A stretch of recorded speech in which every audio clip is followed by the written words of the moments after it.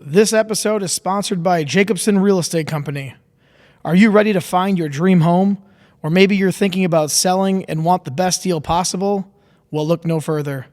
At Jacobson Real Estate Company, we make buying or selling your home smooth, stress-free, and exciting. With 50 plus years of experience and a deep knowledge of the Winona, Minnesota area market, we specialize in turning your real estate goals into reality.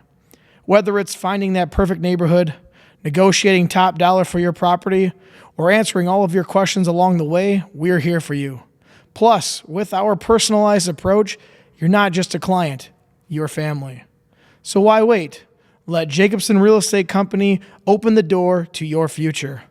Call us today at 507-313-2716 or visit our website at jacobsonrealestatecompany.com. Because your next chapter starts here.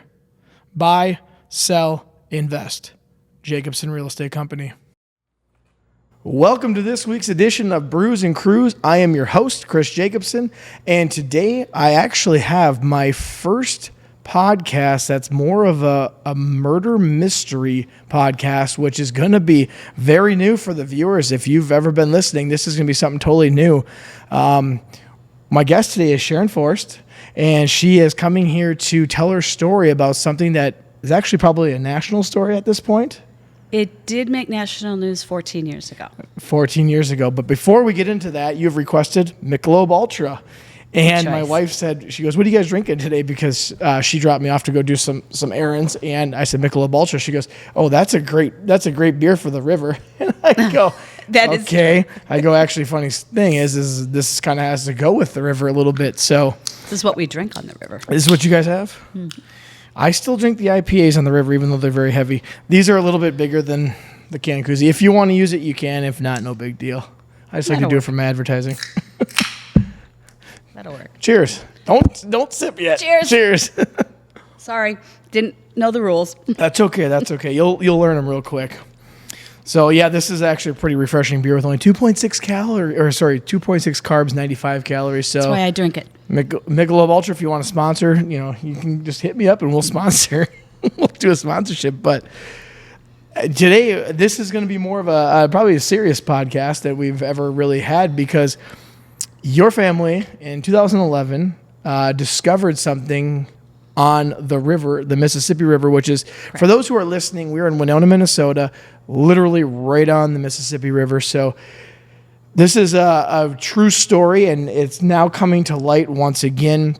What has it been, 14 years now? It'll be 14 on Labor Day. 14 years on Labor Day, and now it's coming back to surface again because there's more evidence. But this is your story more to tell, because in 2011, on September 5th, I believe it was, you and your family discovered a body on the Mississippi River. We did. And this is it's really crazy, because actually you kind of teach, you do teach science, but you teach more of a DNA aspect during certain times of the year because of the story. So in 2011, September 5th, you found a body on the river. Correct. Could you take us through this journey back, hopefully? And if I need to get Kleenexes, we can get some Kleenexes. I don't know if I'll be okay. It's that far past. Okay, so what happened on 2011, September 5th? How's your day start out? Well, we had just moved here. We were here. That was our first summer that actually we took a boat out on the river, and we had always gone the other direction, which would be north into Wisconsin. And on that particular day, we had invited my brother and his family to come along, and he had 5 children, and the youngest was like 3, and something delayed them. So we decided to go out, and it was myself, my husband, and my 2 boys, Caleb and Josh. Caleb had just turned 16, and Josh had just turned 14. So instead of going up the Wisconsin way on the river, we decided to go down south. Never been that way before. And as we're going down the river, we saw this bag floating. And Caleb says, Mom, we should get that picked up. We shouldn't leave trash in the river. And That's right.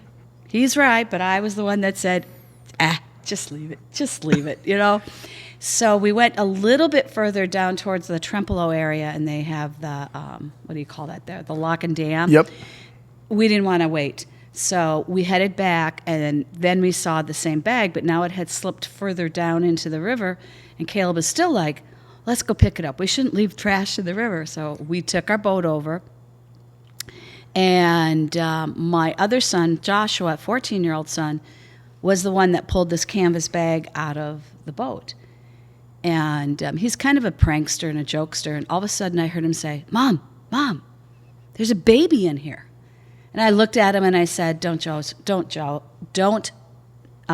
about that, Josh. That's not funny.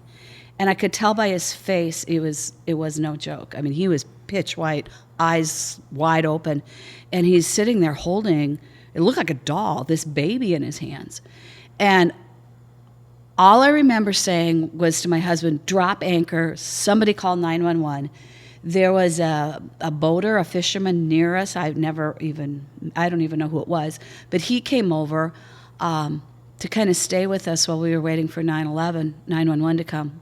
It was, I think it was the Winona Dive and Rescue Team and County Sheriff. And anyway, this baby looked just like you took her out of the bathtub. Fully, no physical issues at all, just a perfectly formed little brand new newborn baby girl. And I took her and I tried to do CPR. It felt like it was forever that for dive and rescue to come. I'm sure it was probably only 15 or 20 minutes. But there was no signs of any head trauma. She still had umbilical cord attached, so we knew that it wasn't a birth at the hospital, that it had to have been a home birth or whatever. Sure. And there was still blood on the cord, so we knew that she could not have been in the river very long. Plus, when we first went by it, the canvas bag was, I don't know, half to a third was floating above the water. And by the time we went down and turned around and came back, like maybe 10 minutes later, just the upper corner of it was there. So it was sinking pretty fast. Okay. And this baby was... You could tell that somebody in some sort of way, shape, or form cared about this baby, because in that bag there were porcelain angels. There was a medallion necklace, big one, that I later found out was supposed to be some sort of a symbol to help people pass to the afterlife. Oh. At least that's what I had heard about that. So that would be most likely intentional. Yeah, you could tell that it was intentional. The Okay. baby was wrapped very carefully in an old gunky T-shirt with all these angels packed around it and then packed in this canvas bag. The one thing I know for sure is that baby was never meant to be found. And I don't know if we were at the right place at the right time, or if you look at it one way, or the wrong place at the wrong time, depending on how you look at it. Right. But Dive and Rescue and the county sheriff came and they took the baby. And then we went home that night, and this was the strangest part for me of the whole story. Then that night, as we were kind of talking about what had just happened, and as a family, my youngest son Josh had said to me, Mom, nobody should die without a name. We should name this baby girl. And I said, okay, well, what do you think we should name her? And I have a very extensive angel collection. And so Josh said, well, why don't we call her Angel? There were angels in there, and Mom, you collect angels? Mom, you always wanted a little girl? Just seemed perfect. So that night, we still would say prayers with the boys at night, and we prayed that night that we named her Baby Angel, that she would somehow, her family would be found, there would be closure to this, and we'd know what the story was. But what was so odd about that is the next morning, Officer Brand, who was the county sheriff at the time, called us because we needed to come in to give DNA and some other stuff done to the police.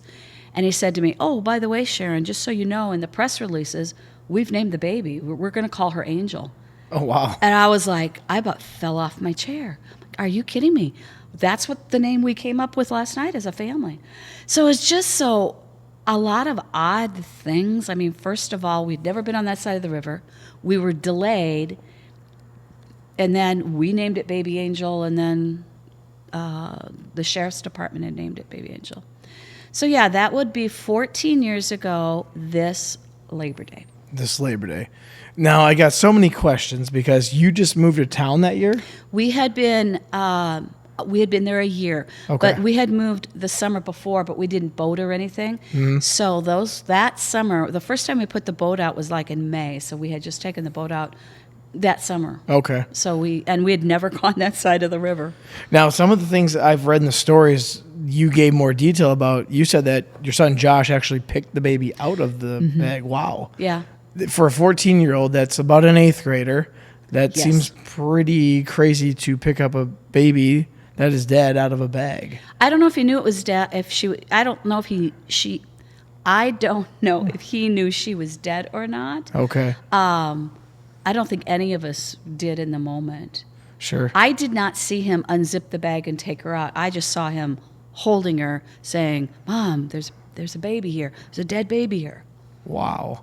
That's just nuts. And you said it looked like it just was almost born. Perfectly formed. Perfectly formed Perfectly baby. formed. I have learned since they had said that, actually, I just found this out very recently, as they have now indicted who they believe is the mother. And at the press conference about a month ago now, they had said that actually the baby was born alive, and I did not know that, and that she had suffered head trauma within a day or two. All this time I had maybe thought it was easier to believe the story that she was stillborn and the mom. Yeah, I go on NBCnews.com, and it said exactly what you just said, that there was, it looked believed to be head trauma. So in my mind, when I read that, it sounds like the baby was either hit against or with something and then put into the bag and then put into the river, which sounds... Yeah, we don't know that part of this story, that's one thing I hope in time. I guess I feel like our family is entitled to know that, what truly happened to her, what's the story between there. I mean, with it being a newborn baby, your skull is very pliable, so it would have had to have been something fairly major to have the head trauma, and they also said the baby had bleeding on the brain. Okay. Now, when we saw her in the river, there wasn't any bruising, there wasn't anything to indicate anything. Sure. And then you said when you saw the bag floating, the next time you saw it was actually lower in the water? Yeah, it was sinking. Okay, so was there water then, I assume, going into the bag? The water, yeah, the bag was saturated, the baby was all wet. So it's so weird in that was it in the middle of the river, or was it like up against the shoreline kind of? No, it was we were, I don't know, maybe half mile. I'm not very good at distances that way. We could see the shoreline for where we were at. So this bag was in the middle of the river? It was in the middle of the river. Oh, wow. See, now I could understand if I would see a bag kind of floating against the sandbars, against the trees. Nope. So that's even crazier, because that is right. You know, when your son saw, hey, there's a bag floating, maybe we should get it.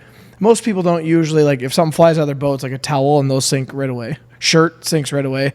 Beer cans or soda cans float. To see a duffel bag on the river would be odd for myself. Well, it really wasn't a duffel bag. It's kind of one of those canvas bags that when you go to, this one happened to be from Mexico, some resort down in Mexico. Oh, okay. One of those larger canvas bags that sometimes you get like a souvenir bag. So it wasn't a duffel bag. And it was, I don't know, maybe 20 inches by 20 inches. Okay. 24 by 24. And was there a bunch of porcelain angels in there? There were three porcelain angels in there. There was a necklace she had on her. There was some burnt incense sticks in there too. Okay. And then she was wrapped in a green, an old green T-shirt that later the police had told me had like an old logo of some sort of like a loaf of bread. Okay. You couldn't tell it had been washed so much that you couldn't see it. Sure. And I know that they tried to track down maybe where that came from, and they also tried to track down where the canvas bag, the connection to, I don't remember anymore what it was, but it's some resort in Mexico. And then they also tried to track down the origins of the porcelain angels, maybe where they came from. Okay. Yeah, and so now the next question I'm sitting here thinking is, your son, Josh, has this traumatic experience. How was the following days after that for him? Do you remember any of those things, or did he speak up on that was kind of traumatic, or did he didn't really faze him because he felt like he was helping out maybe? It was... I don't know how to explain it. You hear about sometimes when people say they have like out-of-body experiences. Mm-hmm. In a lot of ways, it was like that because it felt like we were watching this and not part of it. Sure. And there was, I don't know how to explain that. And I think we talked a lot as a family about it for quite a while after. Josh never sought help, but it was difficult. Mm-hmm. To my knowledge, if he ever had any nightmares or anything, he never spoke of it. Okay. Nowadays, 14 years later, he doesn't want to talk about it. He doesn't want to revisit it. He just says, been there, done that, move past it. Sure. I don't want to bring up all those old emotions. And I totally get that because I kind of had felt the same way here until, I knew a year ago that they had a track on who the person was through DNA. And then it took a whole year, almost exactly a whole year later before the woman that has been indicted or brought up on charges. And when I went to that press conference that day, it was just like all the old emotions that I thought I had moved past, man, all came flooding back. I was kind of surprised, and it was like reliving this in the moment again. So yeah, our family is still feeling that. Okay. Caleb's been on the podcast for those who have listened. He was the guy that talked about cornhole. Yeah. Does he have much recollection of that? Because he was a little bit older, a couple of years older. Yeah, he does. Actually, we've done a few interviews with some local TV stations. We did one out of Rochester. In the early years, we did a lacrosse one. Caleb is much more willing to talk about it because I think it helped him to get through it. Sure. With him being an expectant dad right now, I think it's a little near and dear his heart to realize, that's a life. Right, yeah. That was a life that should have had a chance to live. Now, you're saying that they have ways of, they had DNA now? They can test for that? Well, 14 years ago, they were, like I said, they were trying to track down the bag, the angels, all of that sort of stuff. And what's interesting, because I teach 7th and 8th grade life science, and part of what we teach is genetics. And so every year with my students, I have been really upfront and talking about this. Every year we go in Winona has a cemetery walk. So every time that we're out there, I take them by Baby Angel's grave, and we talk about it. And I have said every year that I believe the only way this case will ever get broken is through some sort of genetic genealogy, somehow of tracking her down. And that is exactly what happened. Was a genealogy company, I don't remember which one, and I don't know if the police reached out to them, or I don't know the logistics of it. But through this genealogy company, it led them to what they thought potentially could be the mother. She was the right age, living in Winona. There was some DNA markers to say might be a relative. And so the police had approached her, and she said, well, let me think about it. They came back later, and she had lawyered up at that point. Of course. So they did a dumpster dive to get her DNA, if you will. Oh, they went to the dumpsters. Yeah, well, they got a dumpster dive. They got a female product from her that they sent off to the crime lab up in Minneapolis, and it came back that this is probably the match. And so then they got a court order to officially get her DNA. And that was about a year ago. Okay. And I knew at that point that there was I think it was like a 99.5% DNA match. And it was just a matter of time before an indictment. I was kind of wondering, because it took a year, that would happen. Mm-hmm. And then, 3 weeks ago, I got a call before the press conference. The Officer Ganrud now, because Officer Brand is retired, called to let me know that they were going to make an arrest. Okay. So a little bit of a heads up on that. Yeah. Well, and the one thing I was looking at, and exactly what you said is that they got DNA testing, and I was wondering how they did that because I do know that once your trash goes out on the street, it's public. Yeah. And I know that because of a neighbor when I was younger. They dumped in the trash. They literally came out by our neighbor's house, dumped the trash in the trunk, left. Oh, you saw that with the police? Mm-hmm. Oh, well, wow. my dad did. My dad did, not me. And so I do know that when it goes out there, you can just dump it and go. You see that on TV all the time, Dateline and things like that. Sure. I watch a lot of Dateline, and you see that all the time. That's how they collect DNA evidence, at least enough to point to this is a possible suspect. So did they take a DNA test of the baby then after all this had happened right away? I don't know. I would suspect they probably did, that Okay. they would have had her DNA profile. They had an original autopsy. I didn't know a lot about it. And then about the time of the getting of the DNA, they had a different forensic, somebody that does an autopsy review all the information on that. So they re-looked at all of that. I don't know if they did DNA on the baby. I would think they would have, though. I would assume that's kind of how they figured it out because I was wondering that at the same time. They must have had some DNA sample just trying to figure out what's going to happen. But yeah, it's 14 years later. Yeah, I mean, DNA research was there back 14 years ago. Probably not as well developed as is now, but they would have been able to. Yeah, there's collect something that about Firebird Forensics Group. Okay. So to see whether genetic genealogy might uncover a relative. So that is crazy. And I know we do the cemetery walk with the 7th and 8th graders. We always go by there. And then they named her baby Angel. It was a girl, right? Yep. She Okay, was a little girl. So now I want to go back because you're a teacher and it's Labor Day weekend. So that means you're going back to school that Tuesday to teach. How does that then go for you after this huge discovery? I'm assuming on a Saturday, Sunday. A couple days later, you gotta go teach kids. Actually, it was Monday, and I think it was the next day we were in school, or it was Sunday, and we were in school on Tuesday. Sure. I can't quite remember on that. Well, it was in the news, so it was like the talk of everybody. Mm-hmm. I mean, all the parents, all the teachers, what was going on, and some of them knew it was our family, and some of them didn't. I mean, our family's name wasn't really put out there.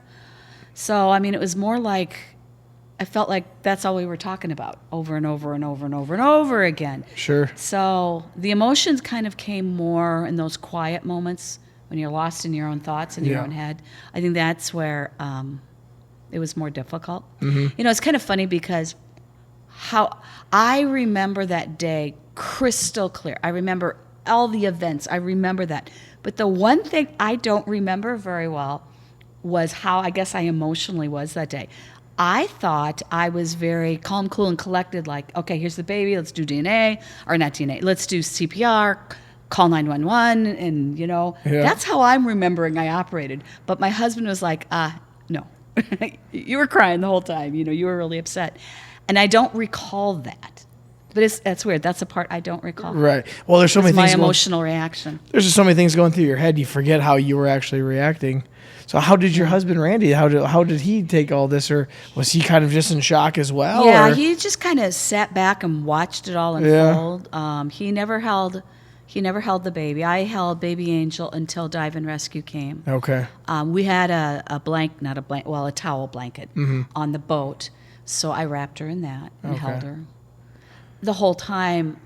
And until the press conference, though, the one thing that's always bothered me was the thought of, was she alive? If we would have stopped when I first saw the bag versus later, could we have prevented that? And so at the press conference, to find out that she was born alive but had head trauma, would have been dead in the water, reaching the water. There wasn't anything we could have done to save her. So there's a little bit of comfort in that, but for 14 years I've really struggled with that. Sure. Kind of like blaming myself, blaming our family, like, why didn't we do that when we first saw it? The what ifs. Well, yeah, when I read the article, now that I read that and I hear about the head trauma, which we didn't know about, I would have just assumed suffocation because I assumed the bag was sealed up or zipped up. Yeah, it was zipped, but it was a canvas bag. So yeah, so there might have been a little bit of air coming in, Yeah. but eventually you're going to run out of oxygen, I feel. I think it's just because it was easier for me to emotionally handle it. I thought the baby was probably stillborn. Mother loved it, wrapped it in these angels, and rather than going through a burial, she buried it at sea. I could be a little bit more understanding and sympathetic to that. Yeah. So when I heard that, no, the baby was born alive and there was head trauma, Yeah. it brought up a lot of emotions in me, a lot of anger that hadn't been there for 14 years. I still would really like to know what happened. Maybe there was a legit reason. I don't know. Yeah. I don't know if we'll ever know that story. I'm thinking the police might, but then who Sure. knows? It was just her and the baby. If it was just her and the baby, then it's just her story. Yeah. Well, and then so you teach children, and one thing in one of the articles it said is this was last year's article. I think it's from KAL out of Eau Claire. I think this might be, but anyways, it said. Yeah, I never interviewed with them. Well, it was whoever KAL is, and I thought it was Eau Claire, but if not, it's ABC. And the one thing that I realize now, and you're saying all this, is that last year she would have been around, the 13-year-old mark, and they would have been classmates with those students possibly, or at least maybe in the public school or a different school, so you actually may have known that. So that was something I didn't even think twice about. Yeah, I'm I like, said that. I have said that. I even said that this fall to the 7th and 8th graders. I said, she would have been old enough to be your classmate. I said, look at that seat right next to you. I could have been her. Right, yeah. But she's not here. And at that point, we didn't know, the story per se. So they were really engaged in that. And so I had to leave school, as you very well know. I had to leave, I didn't have to, but I chose to leave school to go to that press conference. And so I briefly had said something to our 7th and 8th graders. And then I came back and I told them immediately from the press conference what it was. And they've been on that journey, so to speak, with me. It's a life lesson that they're learning through this. We did talk about how precious life is and how all life is given from God, and it is not up to us to decide, who gives life and who takes life. But again, I don't know the story, but how precious life actually is. Is there any of those students that have ever it's really hit home with them at all? Or are they kind of like, oh, okay, I kind of understand it, but I don't, because they are 7th and 8th graders. So I think the realization that she would have been the same age as them kind of hit home a little bit, like, oh my goodness, that could have been, could have been my classmate. friend. Yeah. Could have been somebody at the park with me. Sure. And some of them that had maybe a family member or mom that maybe had lost a baby along the way, that hurt. Sure. They could feel that hurt a little bit. I know we have one in our class whose mother had a miscarriage. And so they understand what that meant, that a baby was lost. Yeah. So that was troublesome for them. Sure. So when you went to the press conference just a few weeks back, where was it and what was that like? Who was all there, I guess? What's the pavilion down by Gaybick Park area? Oh gosh, I forget what that one's called, but I know where you're talking about. Yeah, it was a pavilion down there, and county sheriff was there. Both sheriffs were there. Officer Brand, who's retired, was there. Somebody from the Minnesota FBI, forensics. There was a bunch of people there that did the press conference, and then a whole bunch of press. Yeah. So none of them knew who I was, which was good. Oh, really? No, it wasn't about me at all. But after the press cleared out a little bit, I hadn't seen Officer Brand in a number of years. So I went up to him and I just said, remember me? He goes, oh, yeah, of course I do. And he reached out and gave me a really big hug. And I kind of whispered in his ear, I said, 14 years ago, you made me a promise that you would never let this go, that you would find who the mother was. And he said, and I will do that before I die. So I kind of whispered in his ear, thank you for still being alive.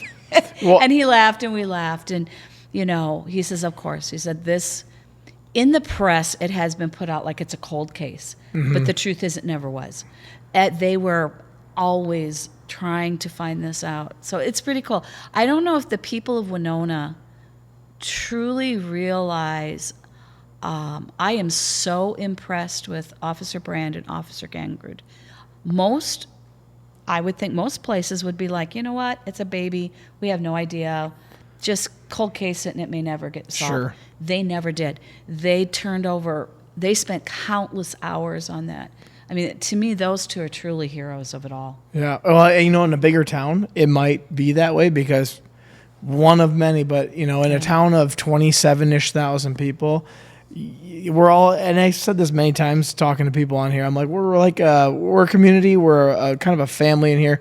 A lot of people know each other. You go to the store, say hi to a lot of people out there. It's not like if you were to live in Minneapolis, it's just someone died today, and it's unfortunate to even say that. But I remember, you were talking about Dave Brand, and he was our sheriff at the time, I believe, and now it's Ganrud, and they kept on this for 14 years, which is they have actually quite impressive because, like you said, they could have just said, we don't know, it's going to be tough to figure out, but they kept on this, which is nice. And almost every year, well, I would say probably the first 5 or 6 years, they would call us and give us some updates of where they were at.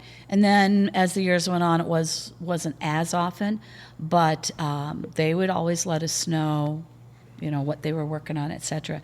And for the first, I don't actually know how long, but for the first 5 or 6 years, they did set up a memorial service every Labor Day out at the cemetery at Baby Angel's grave, and we would come every year. And Officer Brand and Officer Gamrud have set up a fund so that there is always flowers at her grave. Okay. And they have done that for 14 years out of their own pocket. Sure. Who does that? I'm just amazed by those two. Now, the Baby Angel's grave is at Woodlawn, correct? Woodlawn, correct. Yep. And how long has that been there for? Has it been there since day one, or did it just come recently? No. Because it is in the newer part, right? Yeah, it's in the newer part. Okay. And from what I understand, Woodlawn Cemetery basically donated that plot of land. Okay. It's in a very prominent spot. It's a new spot. It's under a tree. It's like the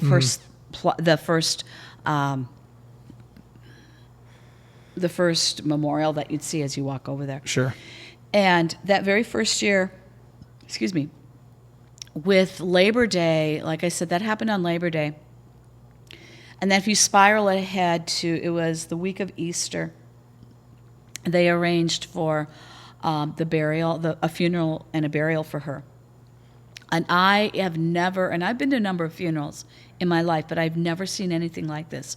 It was at I can't remember, the one on Broadway. I don't know if it's the Presbyterian. The big one there in the corner. Is it Central? No. Not the one where I take the kids? No. It's about 3 or 4 blocks down from St. Martin's. Okay. Anyway, the place was packed. I mean, just absolutely full. And I'm like, oh my goodness, these are people in the Winona community that don't know. They have no connection to this little girl. Sure. But there were hundreds of people there. But the most amazing thing was from there all the way out to Woodlawn Cemetery. You know how they'll do a caravan of mourners or such? But it was like all you could see up and down the street for the miles going there was fire trucks, EMTs, ambulance, state patrol, police from not just Winona, but from all over that went out there to take this little girl to, at that point then there was the headstone was there and everything, that they had a burial service there for her. But I was just, wow. And that was on Easter weekend, where a lot of people have families and family obligations, but the community really turned out for her. Yeah. Josh did a eulogy, and I did a eulogy for her. Oh, really? Yeah. So you spoke they had asked us to. Oh, that was nice. Yeah. Now, how many years after was that? The same year? That was the same year. Okay. So it was Labor Day in September to April. April-ish. That's April-ish, whenever Easter 2012? was. Yeah. Yeah. Okay, that's not that far off. And Josh would still have been about 14 or 15 years old. He still would have been 14. Okay. Because his birthday's in May. Well, that's pretty impressive that he gave a eulogy, because not a whole lot of... I know, because I teach 7th and 8th graders, and most of them would not want to give any sort of speech in front of people. Yeah, he did. Especially a eulogy, so that's actually... It was actually... He wrote it all himself. I think he still has it someplace, but it was... I was, as a teacher... Not just because he was my son, but as a teacher, I was really impressed with what he... I can't remember exactly now what it was, but I mean, there wasn't a dry eye in the place. That wasn't his purpose of it. Sure. He actually did a really good job talking about how life is precious, and as a Christian, you support life. And sure. So, I mean, he let his faith come through on that, which I was very impressed with, a 14-year-old boy that went through this trauma one, was willing to do it, and two, did a fabulous job.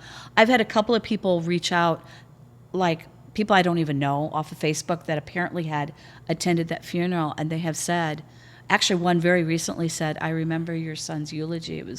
It drove me to tears." Wow, that's I impressive. mean, and that's 14 years ago. So yeah. So now I thought, well, his drove you to tears, but mine didn't. And I'm okay with that. Well, that's what a 14-year-old can do to you, I guess. So now you said every year they have a memorial service at the gravesite? Yeah, I don't know if they've continued it, but they did it for the first 6 years. Okay. We stopped going after that, so I don't know if they've done it every year since. I Okay. suspect they probably have. But, yeah, we went, and then as time went on, life became different, and Sure. so we didn't go out there as much.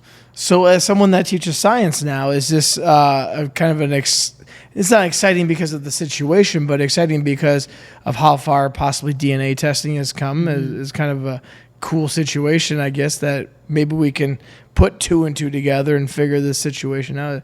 Is it kind of neat to see that aspect happen? Yeah, I mean, it would be better if it was in a better situation, but Well, and I've told, and this is the honest to goodness truth. I have said this to our class, 7th and 8th graders, that, if I was their age or a little bit older, I mean, I've been a teacher all my life, but I truly am really drawn to and fascinated.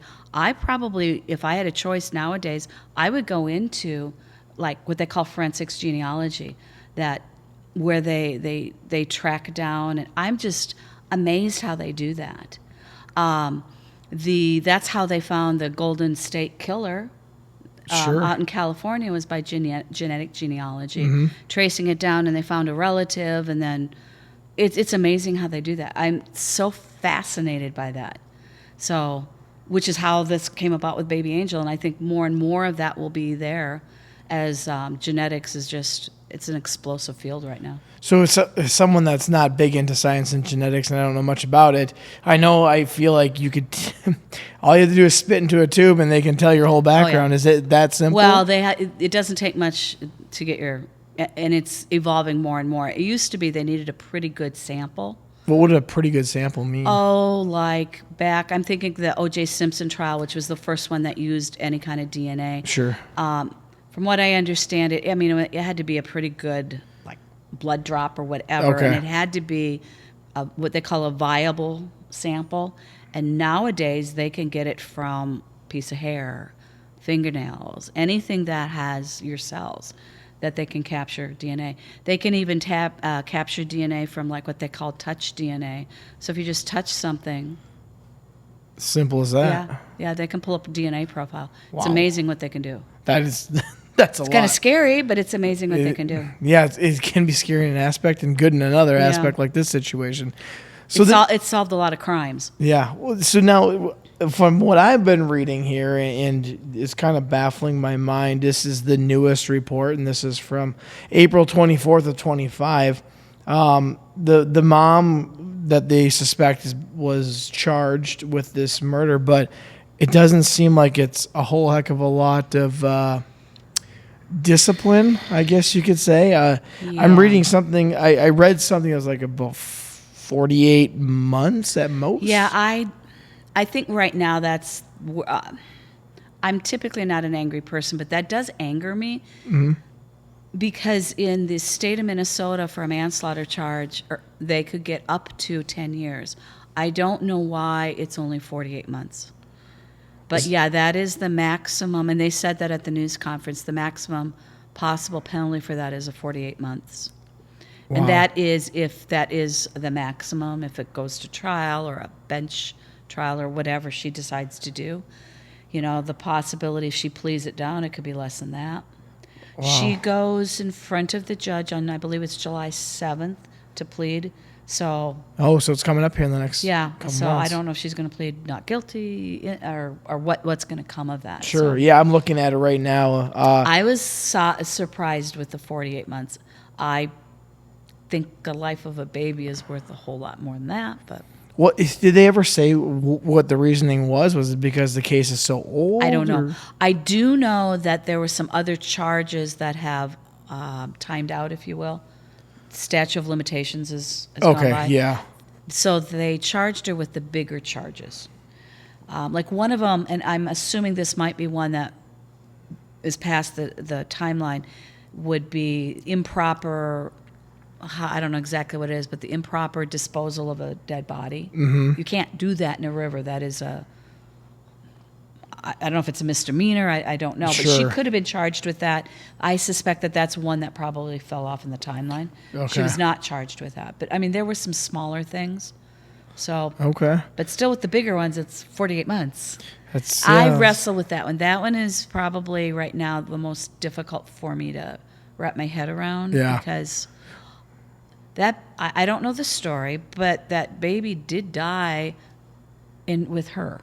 So she, whatever happened by her hand, there's a death of a human being. Right. Yeah, and I'm looking at it. It says that there was an unconditional bail set at $200,000 and a lower conditional set at $20,000. $20,000 seems very low. $200 seems like a lot, but I don't know how bail works. And then it says if convicted, face presumptive sentence of 48 months. So it seems really low for the whole What case. I don't know is she has charged with two. I'm not sure I don't know how this works, but there are 2 misdemeanor charges for her, and I don't know if it's 48 months combined or 48 months for each, because there's 2 charges on her. Sure. And I don't know how that works. Was there anything ever brought up about a dad at all? Or? At the press conference, one of the, I'm not sure who asked, somebody asked about the dad.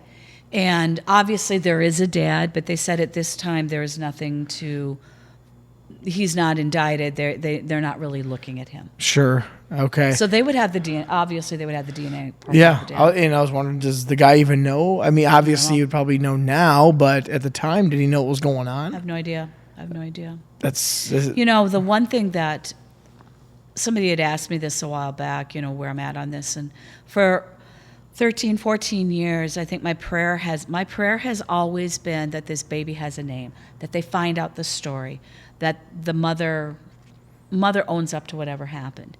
Now, since she has been brought up on charges, I really feel my heart really goes out to, she has 2 daughters. She now has a husband. She was, from my understanding, was not married at the time. And the grandparents, because I will bet most of them, if not all of them, have absolutely no idea that this baby existed. Mm-hmm. And with, now my son being pregnant, or, going to have a baby, going to be a first-time grandma, I'm like, oh my goodness, to not know that you had a grandchild, to find it out in such a way, my heart goes out for her family. They have got to be absolutely traumatized by this and absolutely devastated. right. Yeah. Yeah. You kind of forget about thinking about that kind of That was stuff. one of the first things I thought about. I was like, I felt for her 2 little girls because they have a sister they probably did not know even existed. Sure. Yeah. You don't even think about that kind of stuff. And You what a kinda way think to of- find that your mom was the one responsible for her death. Yeah. That'd be. You kind of have a little pit in your stomach, like, could have been us, possibly. But, I guess we'll never know. And obviously, there's a different time in this person's life. And if you want to look who it is, you can look it up on the internet. You'll say the name right away. So I'm not going to say it here. Yeah. People can figure it out if they'd like to. Well, and I've seen sometimes, people post on Facebook and all of that. And one, I don't usually comment, but I did comment on this one where it wasn't even anybody I knew, but they posted something like, leave her alone. She was just a young girl at the time. And when you're young, you make bad choices. Mm-hmm. And my response was, she was a 28-year-old woman at the time. So she wasn't that young, and there were other choices she had. Sure. Well, one of those choices, and this is going to be one of those controversial topics, is the whole abortion portion of saying, well, if that would have been a legal thing, you could have done that, and this is a reason for that. And I know where you're going to come from at this from a standpoint of being a Christian. So what would you say to someone that would say that, I guess? Because I know you said that life is precious. And well, I think that's absolutely wrong. I mean, I think it's a death either way. But at least I wish she would have sought some medical care, medical help on that. It's funny you say that because at one of the TV interviews, Caleb actually talked about that. Oh, really? Yeah. And then after the interview, I said, they're not going to broadcast that. It's too political. It's too religious. He goes, I know. And I just needed to tell him that, though, that, it was coming at it with, it makes no sense that this woman could dispose of her baby. At the time, we thought it was at birth, but now we know a day or two later. While she could have, here in the wonderful state of Minnesota, gone all the way 9 months and said, I don't want the baby. And then it would have been okay. And he was saying, this makes no sense. A baby is a baby is a baby. Mm-hmm, sure. And one thing about Caleb I know is he'll speak his mind. Oh, yeah. But I told him, I said, it will not be broadcast. And it wasn't. And it wasn't? No, okay. When was that? That would have been recently? A year ago. A year ago, It would have been a year. It wasn't this time. I bet it's this one right here. He was at both of them. Okay. A year ago, when the DNA was bringing to light, we got interviewed by, it was KTTC out of Rochester. And then KTTC reached out to us after the press conference. Sure. There, I just made a plug for KTTC. They can sponsor if they need to or come on here. Here's funny, actually. I just typed in Baby Angel to see, and AI knows what Baby Angel is. Oh, what does it say? What does he say? It say. Okay, well, So I went on there first, and then first thing I typed in was just Baby Angel, and it took me to Reddit as well. And there's people on there commenting about it just 19 days ago, so not very long ago. They were commenting about who the person is, and they're like, well, she wasn't a very happy person anyways to begin with. She was my professor, this, that, and the other thing. I've read some things, from that angle about... I also know that sometimes... your most disgruntled students are going to be the ones that'll put stuff out there. Oh. Your happier students generally don't. All right. We know that as teachers. Yeah, I know. All right, so AI, if I type in just Baby Angel, that's all I typed in. It says Baby Angel can refer to several different things, including a newborn girl found dead in the Mississippi River and named Baby Angel by investigators, according to NBC News. It can also refer to a musical song by Troye Sivan or the artistic depiction of cherubs. Oh, cherubs. Cherubs and putti, Putti, which are winged baby figures often associated with innocence and purity. So if you type that into, that's what AI comes up with on Google.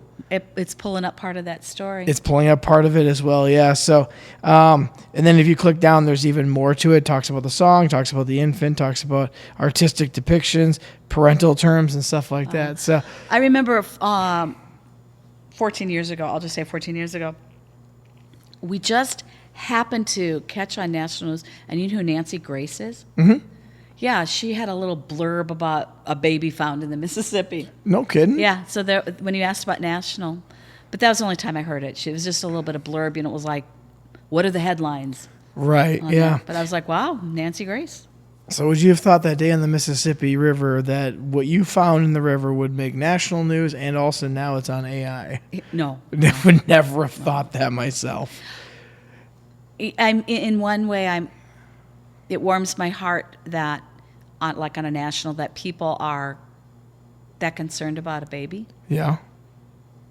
And then on the flip side, there's a lot of people that it's just a baby. Right, yes. So, it just tells you that there are still people that look at life as... And, it's the same thing with even dogs and animals. Some people, they would think of a dog as, if you're on a farm, I know this because of old school mentality. Oh, it's a dog. It helps me. It works for me. And then when it's done, take them behind the barn and, shoot them. And then there's other people such as myself who we just had to put down our dog. Totally. And same with you. Yeah, except for, he passed away in his sleep. But it's a family member at that point. So it is so much different how everyone sees it. That's an emotional connection. And there's other cultures that eat dogs. I know. Well, and then that's just the case. And we eat cows and we think, we obviously we love that it gave its life for us to eat a hamburger. There are some steaks. cultures that don't eat cows, though. That's true, too. And so they're on the flip side of what we're thinking about at the same time. So now as we're starting to wind down, let's go off to a happier thing. You're now going to be a grandma, as you just mentioned. Yeah. And Caleb, as I mentioned earlier, the cornhole guy that was been on a few months ago, he's going to have his first child, and that's going to be your first grandchild. Mm-hmm. And my mom and dad when this podcast airs, they'll already be grandparents because it will not be this coming Monday. It'll be the following one. And what are your thoughts on that now? Excitement? Joy? I can only imagine. It's still a little bit, the title grandma is going to take me a little bit. Does it make you feel old? Yes, it does. Very much. Oh, no. Very much. But I think it's exciting. I'm happy for them. What's kind of cool, too, is the baby is due on my birthday. So I'm like, oh, cool. I'll share my birthday. That's awesome, then. So we'll see what happens. And congratulations to you early. Yeah. Because in a couple of days, you're going to be a dad. I am going to be. I'm excited for you, too. And she's coming on the podcast once Stephanie's ready to come on. We're going to bring the baby on. Baby will sit right next to where you're sitting right now. And fall on the couch.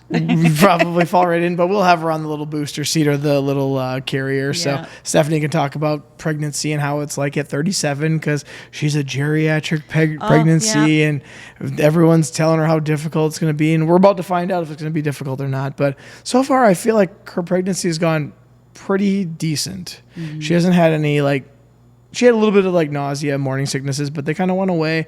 The cravings that were normal, so I think she's having a normal pregnancy. I had Caleb at 34, so I can relate to her. She's okay. A couple years, so Caleb was at 34. Yeah. And that means Josh would have been at about 36. Yeah. Okay. So then you know exactly how she's feeling. I do. Possibly. I do. But yeah. Age is just a number in some ways. So what do you think is going to be the best part about being a grandma? Being able to spoil the child and send him or her home. Yeah. Diaper's dirty, here you go. Yep, and actually getting a good night's sleep. That's true. You get to just have the joys. With the newborn, I just remember Caleb was actually really easy because it was about, 6-8 weeks, and he was sleeping 10, 12 hours. And I remember thinking, well, that's not so bad. And then Josh came along, and he literally was almost age 4 before he'd sleep the night. And it wasn't that he was hungry. He just would always keep us up. He's still kind of that kind of a kid, if you will. But yeah, the restless one. So I think that's why we had Caleb first, because if it was flipped, I don't know if we would have went for number 2.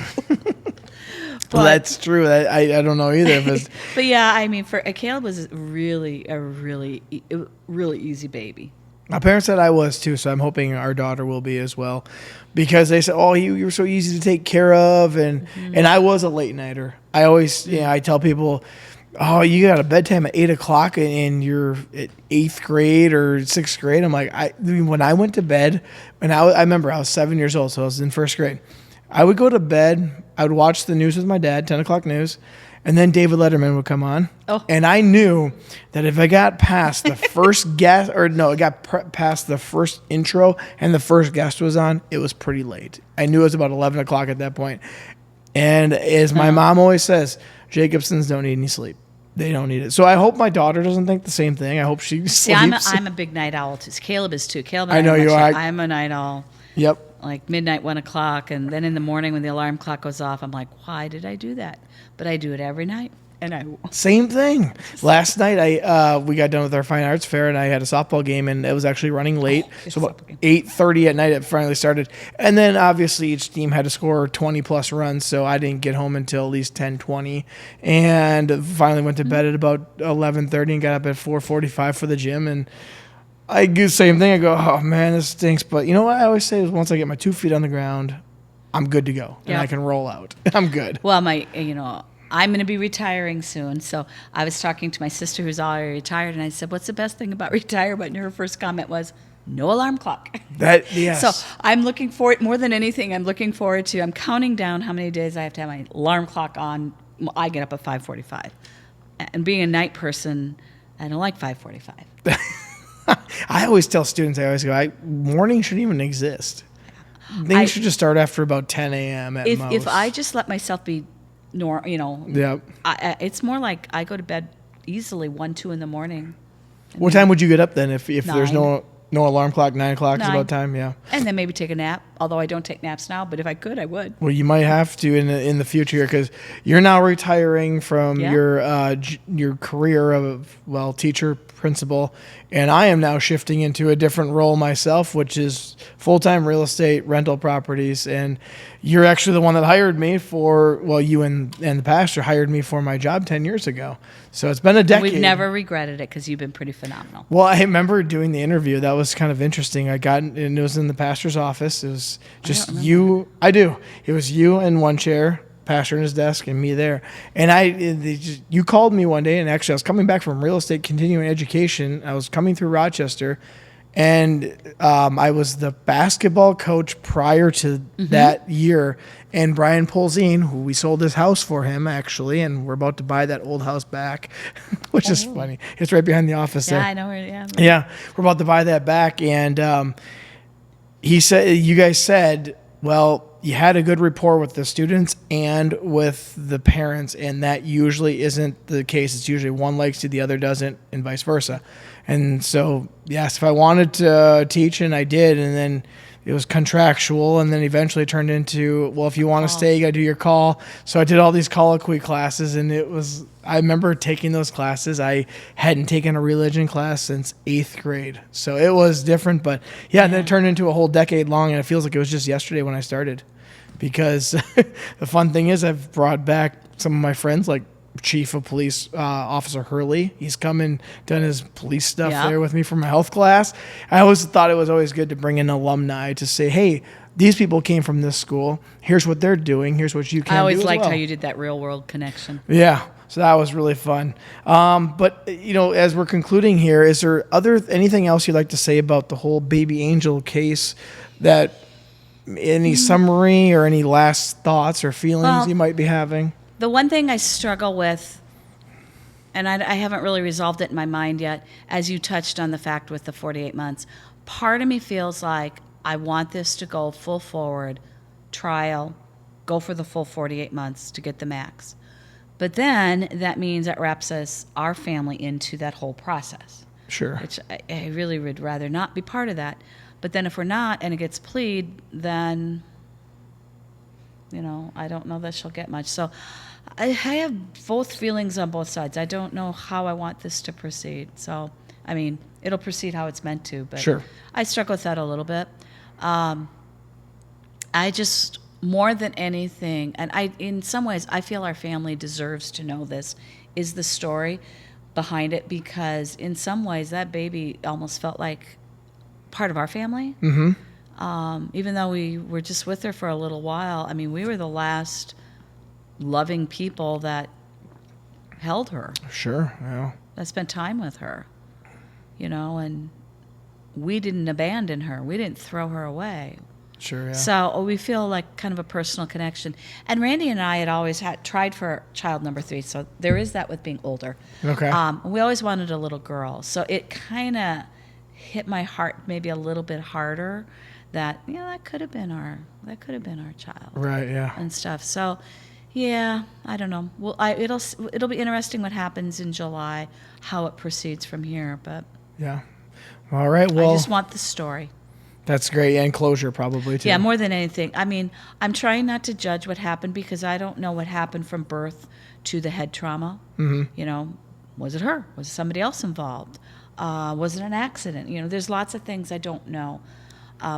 I sincerely hope it wasn't because you didn't want the baby and you took matters into your own hands. Sure. Don't know that. I hope not. But I do hope that story is honest and somehow comes to light. Okay. Whatever it is. Yep. Well, I want to thank you for coming in and actually sharing your story, because Cheers. Not everyone would possibly come in and share something with that much connection. But for those who are out there listening, I will plug in the show notes. I'll put in the news article stories so you can click on it, read it if you'd like to follow some of this case, because it's still developing yet and we never know where it's going to go. But for those who are listening out there, as the screen says, like, share, subscribe, and 5-star. It does help out the podcast for the algorithms to maybe shoot me up there, because you never know who's coming on. We have many different stories, many different backgrounds. But this has been another episode of Brews and Cruise. And I want to thank Sharon one more time by giving her a cheers. Cheers. We'll see you on the river. Have a good night. Maybe.